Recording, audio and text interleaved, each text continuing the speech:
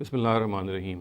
نبوت کے پہلو سے ایک اہم بحث جو پیدا ہوتی ہے اور ذہنوں میں غلط فہمی کا باعث بنتی ہے وہ نبی صلی اللہ علیہ وسلم سے اظہار عقیدت کے مختلف ذریعے ہیں، اور ان میں سے جس ذریعے کا آج جو ہم موضوع بنائیں گے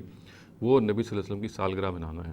ہمیں یہ معلوم ہے کہ بر صغیر میں اور بعض اور ممالک میں نبی صلی اللہ علیہ وسلم کی جو سالگرہ ہے وہ مذہبی جوش و خروش سے منائی جاتی ہے، اسے مذہب کا تقاضا سمجھا جاتا ہے اور مذہباً ایک تہوار بن گیا، حتیٰ کہ اس کو عید کا درجہ دے دیا گیا ہے۔ اور ہمیں معلوم ہے کہ نبی صلی اللہ علیہ وسلم کی پیدائش کے دن کے حوالے سے یہ کہا جاتا ہے کہ یہ عید میلاد النبی ہے۔ چنانچہ جو بھی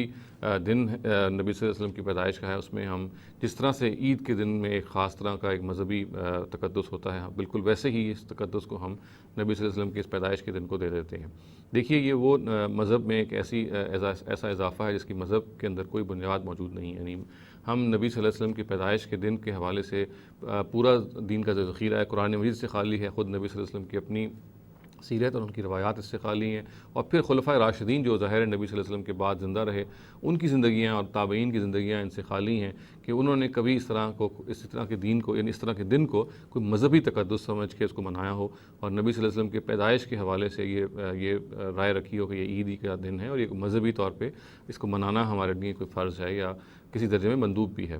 دیکھیے، یہ وہ غلط فہمی ہے کہ جو ہمارے ہاں پائی جاتی ہے، اس کے بارے میں متنبہ رہنا چاہیے اور اس کے بارے میں بالکل ذہن میں یہ رکھنا چاہیے کہ نبی صلی اللہ علیہ وسلم کی پیدائش کے دن کے حوالے سے مذہباً ہمیں کبھی کوئی نہ پابند کیا گیا کہ اس دن کو منائیں، نہ یہ کوئی حکم دیا گیا اور نہ ہی یہ کسی درجے میں مناسب ہے کہ اس کو ہم عید کا درجہ دیں۔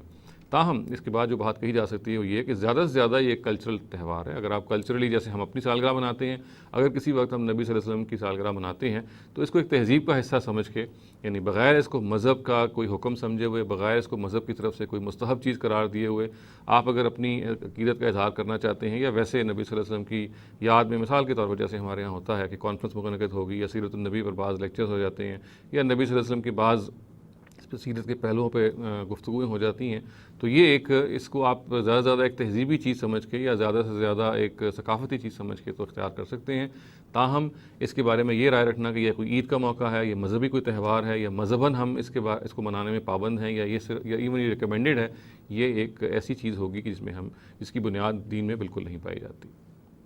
اقول قولی ھذا واستغفر اللہ لی ولکم ولسائر المسلمین والمسلمات۔